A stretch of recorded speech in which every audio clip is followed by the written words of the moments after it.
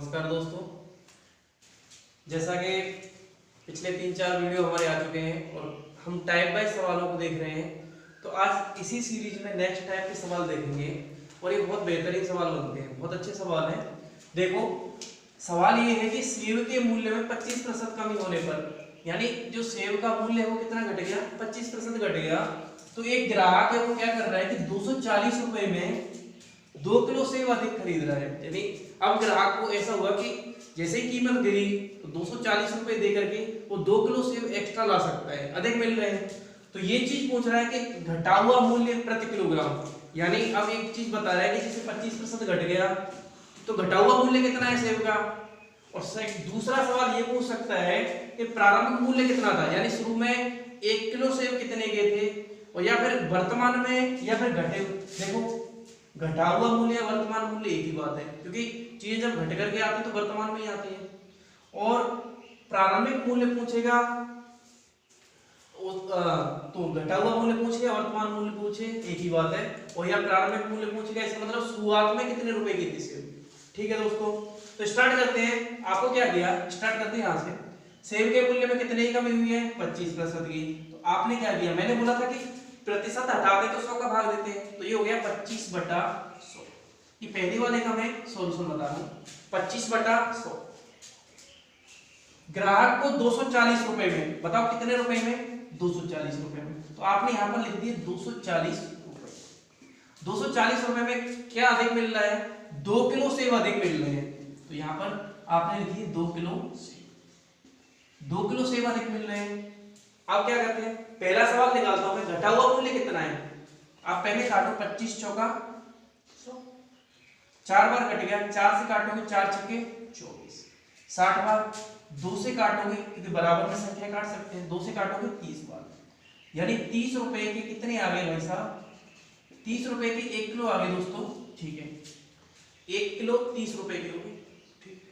ये जो मूल्य आएगा वो आएगा घटा हुआ मूल्य या वर्तमान मूल्य। ये पहले वाले सवाल का आंसर हो गया। पहला जो क्वेश्चन अगर आपसे बोला है कि वर्तमान मूल्य कितना है, तो ये आ गया आपका, ये आ गया वर्तमान मूल्य। ये है वर्तमान मूल्य या घटा हुआ मूल्य, घटा मूल्य। अच्छा, ये दूसरा सवाल पूछा गया है। सवाल कई बार पूछ सकता है कि शुरुआत में जब सेबों के दाम नहीं घटे थे, यानी सेब पे जब प्रतिशत कमी नहीं हुई थी, तब सेब कितने रुपए किलो थे। तो शुरुआत में आपके, देखो आप मुझे बताओ, अभी 30 रुपए किलो मिल रहे हैं क्या भाई, अभी तो घट करके 30 रुपए किलो मिल रहे हैं। ये बताओ कमी कितनी हुई है, 25 की। 25 की कमी करो 100, मैंने बोला प्रतिशत में कितना मानना है, 100। 25 की कमी करी तो कितना रह गया, 75। 100 में से 25 घटा दो 75, यानी 75 का मान अगर 30 है तो 100 का मान कितना है। क्योंकि आप मान लो कि आरंभ में 100 थे और 25% घटा है, तो 100 का 25 होता है 25, तो 75 रह गया। यानी 75 का मान है 30 और 100 का मान निकालना है, क्योंकि प्रारंभ में कितने के थे, 100 के। प्रारंभ में 100 के थे, 100 का मान निकालना है। 25 के 75, 25 चौका 100, 3 से गया 10 बार 40। दोस्तों और क्लियरिटी दिमाग से देता हूं आपके, सवाल आपका ये बिल्कुल ये है कि पहले जो सेब थे वो 40 रुपए किलो मिलते थे, अब 25% की कमी होने के बाद कितने मिल रहे हैं, 30 रुपए किलो। क्या आप सवाल ऐसे सवालों कर सकते हो। चलो एक और सवाल देखते हैं।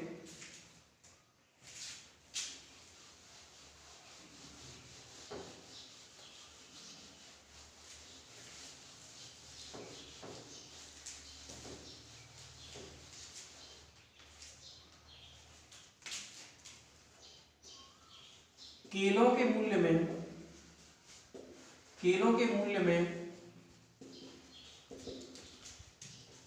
20%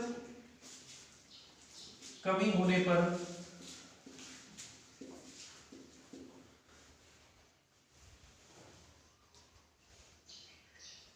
₹200 में 2 दर्जन, यहां पर 240 रुपए ले लो, 200 एक जगह 480 रुपए ले लो। केलों के मूल्य में 20% कमी होने पर 480 रुपए में 2 दर्जन केले अधिक मिलते हैं।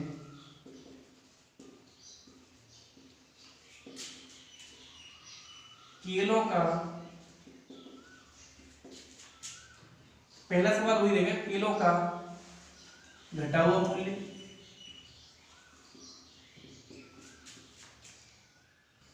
घटा हुआ मूल्य प्रति दर्जन ज्ञात करो।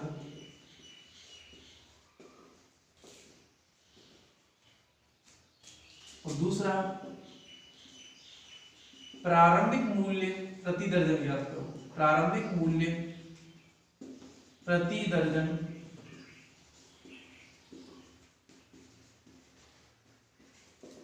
जैसा कि दोस्तों हम देख रहे हैं कि एक जैसे सवाल है, यानी पिछला सवाल और ये सवाल एक ही टाइप के हैं, लेकिन दिमाग में और क्लियरिटी देने के लिए मैंने आपको एक और सवाल चूज किया है। पहले आप एक चीज बताओ, एक दर्जन में कितनी वस्तु होती है? जैसे एक दर्जन में कोई भी चीज है तो एक दर्जन में आपकी आती है 12 वस्तुएं। एक दर्जन में 12 आती है, ठीक है। एक बात बताओ, सवाल यहाँ से स्टार्ट हो रहा है, कितनी कमी हो रही है? 20%। तो मैंने क्या किया, 20% हटाया तो कितने का भाग देंगे? 100। कितने रुपए में? 480 में। तो ठीक है, 480 रुपए में, 480 रुपए लिख दो। बराबर में कितनी वस्तु अधिक मिल रही है बताओ? 2 दर्जन। 2 दर्जन, 2 दर्जन केले अधिक मिलते हैं। तो केलों का घटा हुआ मूल्य प्रति दर्जन, यानी आपको एक दर्जन का निकालना है। अब आपको यहाँ पर 12 लिखने की जरूरत नहीं है। क्यों? क्योंकि आपको तो केवल अब दर्जन में ही आंसर पूछा हुआ है। प्रति केला पूछता तब आपको, यदि प्रति केला पूछा गया होता तब आपको दर्जन को 12 लिखना होता, लेकिन यहाँ पर तो दर्जन में ही पूछा गया, तो आपको नॉर्मली एक, जैसे 20 पंजे 100, 5 से आप काटो, पन्ना 45 और 3 8 5 20, 2 से काटोगे तो 2 चौक 8 और 1 9, 2 8 16, 48 रुपए। दोस्तों एक दर्जन केले पहले 48 रुपए में मिलते थे, मतलब घट करके, पहले नहीं, घटा हुआ मूल्य निकल के आता है यहाँ से। एक दर्जन कितने के मिल रहे हैं? 48। यही एक दर्जन पहले कितने के मिलते थे? जैसे 48 रुपए के। एक बात बताओ, कमी कितने की हुई है? 20% की। तो ये मैंने पहले माना कि पहले 100 रुपए मिलते थे, अब कितने में? 80। 20% कमी का मतलब कितना हो गया? 80। तो 80 का मान 48 है, तो 100 का मान कितना हो जाएगा? प्रारंभ के लिए हमेशा गुणा करते, तो प्रारंभ में 100 था क्या, तो 100 से गुणा कर दिया, और 80 क्योंकि घट करे कितना रह गया? 20 घटाओगे तो 80 रह जाएगा। तो 0 से 0, 8 से 48, 60। सवाल यही है, आप उल्टा देखोगे तो प्रारंभ में 60 रुपए किलो थे, 20% की कमी हुई तो 48 रुपए प्रति दर्जन, सॉरी प्रति दर्जन थे, और यहाँ पर भी प्रति दर्जन है। सवाल में ऐसे ही पूछ सकता था आपसे कि घटा हुआ मूल्य प्रति केला ज्ञात करो।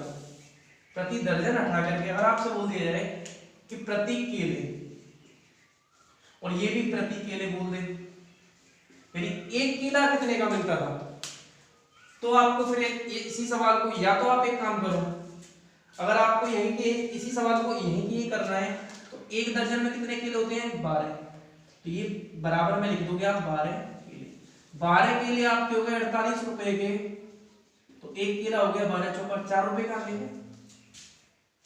वही कि भाई अगर घटे हुए मूल्य की बात करो, 60 रुपए में एक दर्जन मिल रहा है क्या, तो 12 केले यहां पर भी हो गए, तो एक केला हो गया कितने का? 12 पंजे 60, 5 रुपए। यानी पहले 5 रुपए का एक केला मिलता था, 20% की कमी हुई तो 4 रुपए में एक केला मिलने लग गया।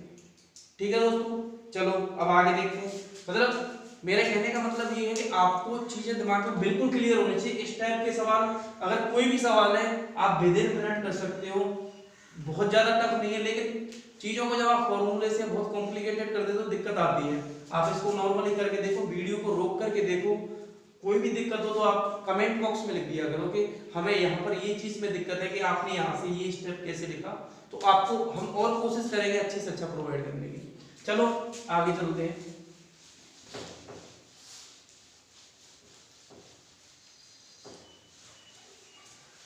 देखो जितना भी नेक्स्ट टाइप का सवाल है, जैसे टाइप 6 के सवाल लेते हैं। सवाल है, यदि किसी गांव की जनसंख्या, यदि किसी गांव की जनसंख्या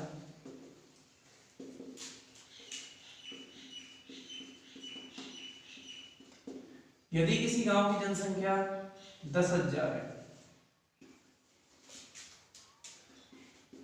प्रतिवर्ष जनसंख्या में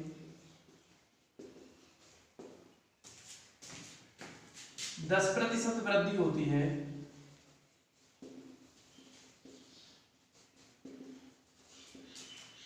तब 3 साल बाद गांव की जनसंख्या ज्ञात करो।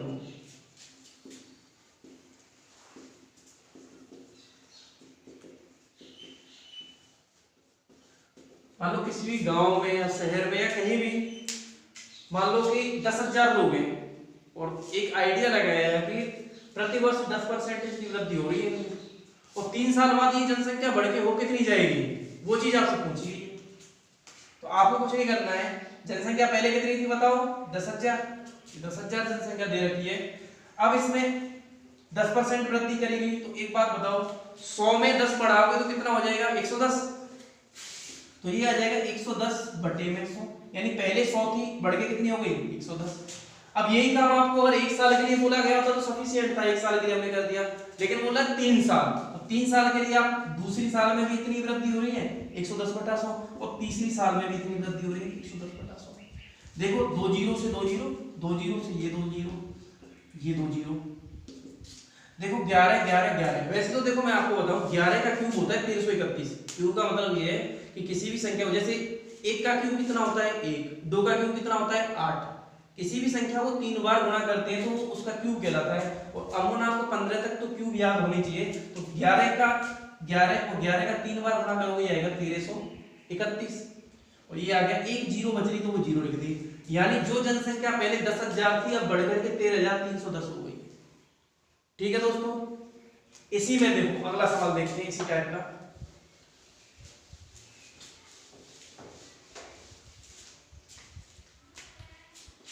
यदि किसी कस्बे की जनसंख्या, यदि किसी कस्बे की वर्तमान जनसंख्या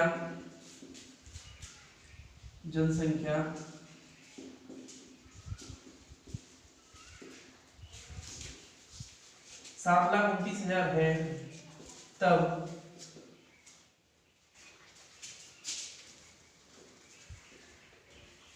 है तथा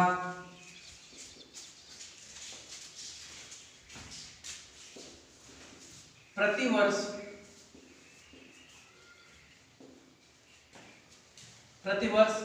10% की कमी हो रही है,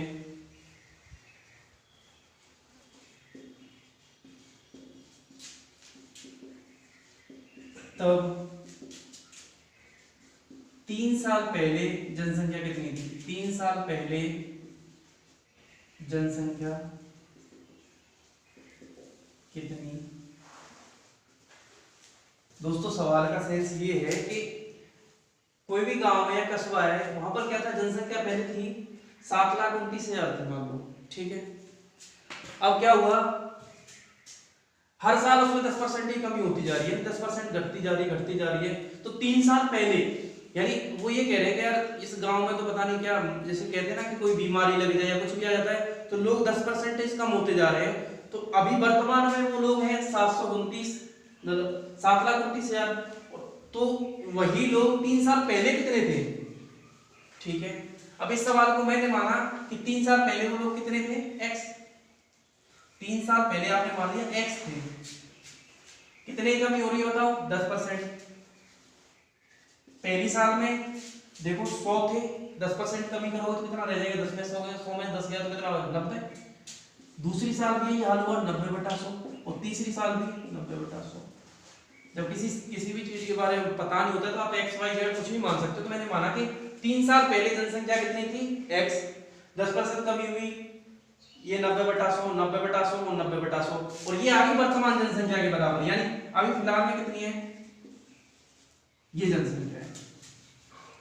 तो आप अब कुछ नहीं करना है, देखो 2 जीरो से 2 जीरो, 1 जीरो से 9 से काटोगे, 9 8 72 और 9 1 9, 9 9 81 और 9 से ये 9 गया। अब कुल मिलाकर जो x का मान है वो देखो, 3 जीरो तो ये रही 1 2 3 और 3 जीरो ये रही 1 2 3,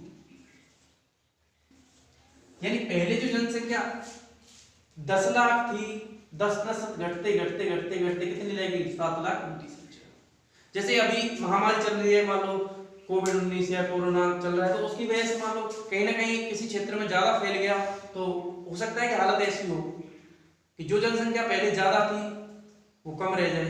ठीक है, तो यानी 3 साल पहले उस शहर की जनसंख्या कश्मीर में 10,000 थी और वर्तमान में इतने मतलब 10% की दर से घट रही है, तो वर्तमान में वो रहेगी थी 729 मतलब 7,29,000। ठीक है, चलो आगे चलते हैं दोस्तों।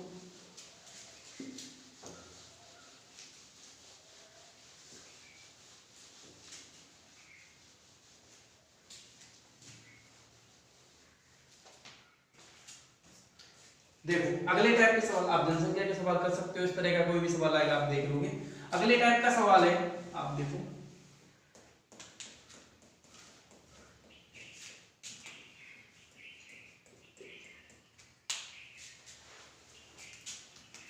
यदि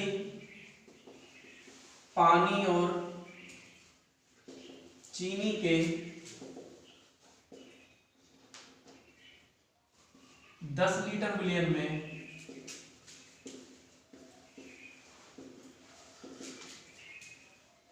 10% चीनी है,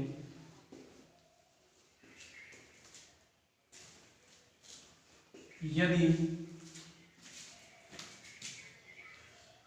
2 लीटर पानी गर्म करके निकाल दिया जाए, गर्म करने पर भाप बन जाता है, तब शेष विलयन में चीनी का प्रतिशत ज्ञात करो।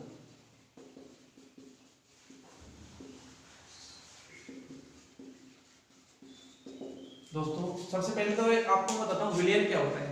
विलयन क्या होता है, विलयन कोई बहुत बड़ी चीज नहीं है। जब आप 2 या 3 चीजों को, जैसे 2 या 2 से अधिक चीजों को मिलाते हो ना, किसी निश्चित अनुपात में मिलाते हो या कैसे भी मिलाते हो, तो विलयन बन जाता है। तो इस टर्म से डरना नहीं है। इसका मतलब ये है कि जैसे आप नॉर्मली शरबत बना रहे हो, मान लो, तो शरबत बनाते समय आप क्या लेते हो, पानी लेते हो, चीनी लेते हो, तभी तो बनती है शरबत, कुछ रंग वगैरह डाला जाता है उसमें।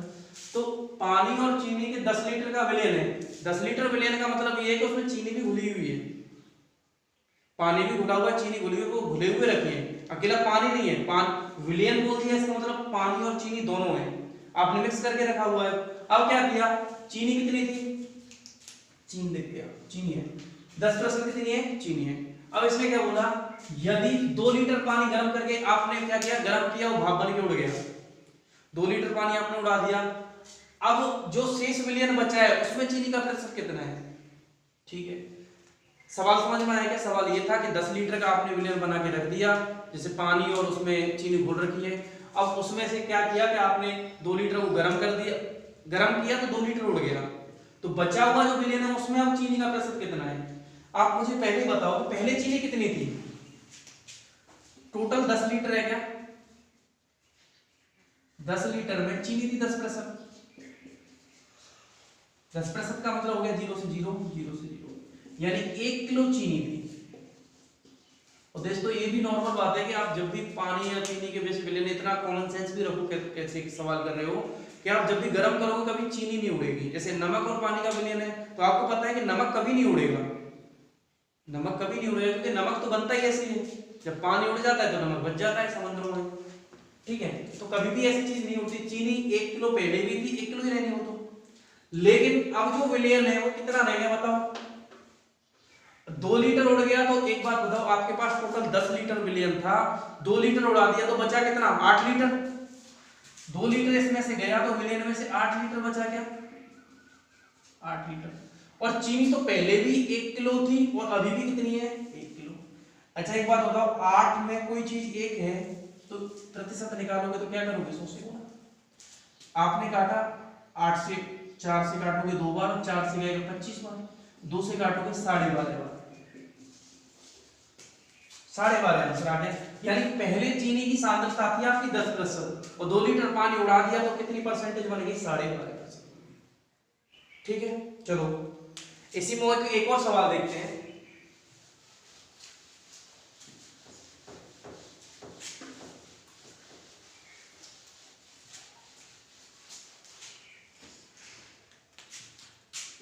यदि एल्कोहल पानी के विलयन में 20% एल्कोहल है, एल्कोहल पानी के 25 लीटर विलयन में, यहां पर देखो 25 लीटर विलयन में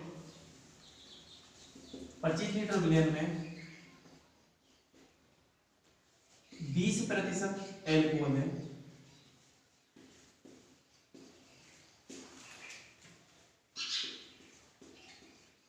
एल्कोहल की मात्रा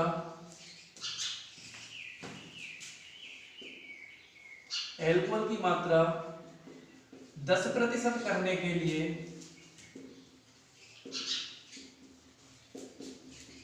विलयन में कितना पानी मिलाया जाए।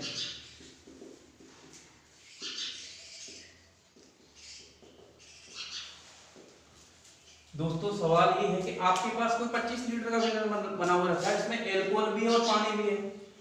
पहले एल्कोहल आपको थी 20%, अब आपको क्या किया कि आपसे कहा गया कि इसमें इस तरह से पानी मिलाओ ऊपर से कि जो एल्कोहल है आपकी वो 10% ही रहनी चाहिए। पहले जो 20% थी वो कितनी रहनी चाहिए, 10%।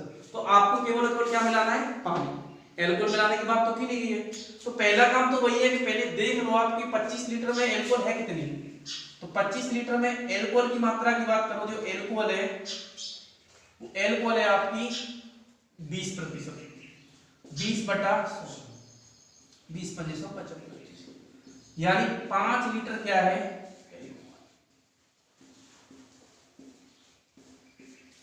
ठीक है। दोस्तों इस सवाल को थोड़ा बहुत तरीके से देखना पड़ेगा आपको, मतलब इस तरीके से सोचना पड़ेगा। सवाल सेकंडों का है लेकिन थोड़ा सोचने का तरीका आपको बदलना पड़ेगा। आप मुझे बताओ, क्या इसमें कहीं भी एल्कोहल मिलाई जा रही है क्या? इसमें मिलाने की क्या बात की है, विलयन में कितना पानी मिलाया जाए। एल्कोहल तो पहले भी जितनी थी और अंत में भी उतनी रहनी है, क्या पक्की बात है? यानी 5 लीटर एल्कोहल निकाली शुरुआत में हमने, तो लास्ट आते आते भी एल्कोहल कितनी रहेगी, 5 लीटर। क्योंकि जो चीज आपने मिलाई ही नहीं, एल्कोहल मिलाया ही नहीं उसमें, तो आपको एल्कोहल मतलब एक्स्ट्रा एल्कोहल तो आने से रहा, एल्कोहल वही 5 लीटर रहना है, ठीक है। आप मुझे बताओ, ये 5 लीटर है, इसका मान आपको कितना करना है बताओ, 10%। भाई लास्ट में बोल रहा है कि 10% रहना चाहिए, 10 का मान कितना है 5, तो 100 का मान कितना हो जाएगा, 0 से 50 लीटर। अब दोस्तों देखो कि जो आपके पास पहले विलयन कितना था, 25 लीटर का था क्या, 25 लीटर बढ़ के कितना हो गया 50। इसका मतलब आपने इसमें पानी कितना मिलाया है, 25 लीटर पानी आपने मिलाया है। एक बार फिर से दोस्तों सवाल को अच्छे समझ लो। एल्कोहल पानी का 25 लीटर विलयन था जिसमें 20% एल्कोहल थी, तो मैंने क्या किया कि 25 लीटर का 20% निकाला, तो 5 लीटर एल्कोहल निकल के आ गया हमारे सामने। अब सवाल में थोड़ा सा इस एंगल से सोचना है कि एल्कोहल तो मिला ही नहीं, मिलाया क्या है, पानी। अगर पानी मिलाया है तो एल्कोहल तो शुरू में 5 लीटर, तो अंत में भी कितनी रहेगी, 5 लीटर। और आपको पता है एल्कोहल वैसे सवाल के हिसाब से कितनी होनी चाहिए, 10%। तो मैंने बोला था जिसका मान दिया उसे बटे में, तो 10 का मान दिया है, इसको 10 को तो रख दिया बटे में, और जिसका मान निकालना है उससे गुणा कर दो। यानी आपको विलयन निकालना है, तो विलयन तो 100 लीटर 100% होगा, तो ये 10% है तो विलयन तो पूरा 100% हो गया क्या, तो 100 से गुणा कर दिया, 100 से गुणा कर दिया तो ये आ गया 50 लीटर। एक बात बताओ, जो विलयन आपके पास 25 लीटर था बढ़ के कितना हो गया 50 लीटर, और मिलाया क्या है इसमें, पानी, तो आंसर हो जाएगा 25 लीटर। आपने पानी कितना मिलाया, 25 लीटर, ये आपका आंसर है। एक सवाल और देख लो दोस्तों, इसी तरीके का एक सवाल बताता हूं ताकि आपका कंफ्यूजन दूर हो जाए।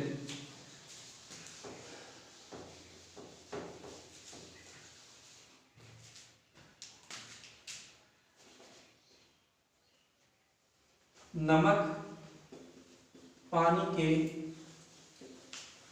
50 लीटर घोल में 30% नमक है।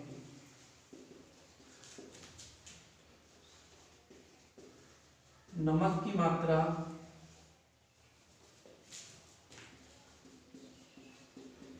20% करने के लिए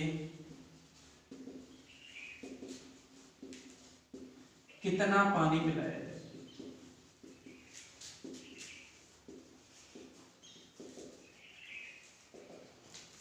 दोस्तों सवाल वैसा ही है। 50 लीटर का टोटल घोल है क्या? 50 लीटर में से नमक कितना है? 30%। 50 का 30% नमक है, तो नमक की मात्रा आप निकाल लो पहले कि इसमें नमक कितना है। 15 आपका नमक हो गया, ठीक है, 15 केजी, ठीक है। अब नमक की मात्रा आपको कितनी करनी है? 20%। तो आपको पता है कि आप मिला तो पानी रहे हो, सवाल में बोल भी रहा है कि पानी कितना मिलाया जाए, आप नमक तो मिला नहीं रहे हो, तो नमक तो शुरू में भी 15 किलो है और लास्ट जब विलयन बन जाएगा नया तब भी कितना रहेगा? 15 किलो। तो 15 किलो, और सवाल में मैंने पहले ही बताया था कि जिसका मान दिया उसे बटे में। आप मुझे बताओ नमक की मात्रा करनी कितनी है? 20% मात्रा करनी है नमक की, तो 20 का मान दे रखा है 15, और आपको पूरा का पूरा विलयन निकालना है, इसका मतलब 100 का मान पूछा गया है। 100 का मान पूछा है, 20 पंजे 100, 15 5 75 किलो। एक बात बताओ, पहले विलयन कितना था? 50 लीटर का, इसमें 75 हो गया, इसका मतलब 25 किलो क्या मिलाया गया भाई? पानी। 25 किलो दोस्तों पानी मिलाया गया। ठीक है दोस्तों, अब नेक्स्ट वीडियो में हम आपके लिए और तरीके के सवाल लेके आएंगे। अभी आपका बिल्कुल बेसिक हुआ है, प्रैक्टिस के लिए आपको टेलीग्राम पे आपको सवाल मिल जाएंगे। अभी प्रैक्टिस जितनी आपको करनी है वहां से करनी है। और थैंक यू दोस्तों, आप सब्सक्राइब करो चैनल को और टेलीग्राम से जुड़ने को कोशिश करो।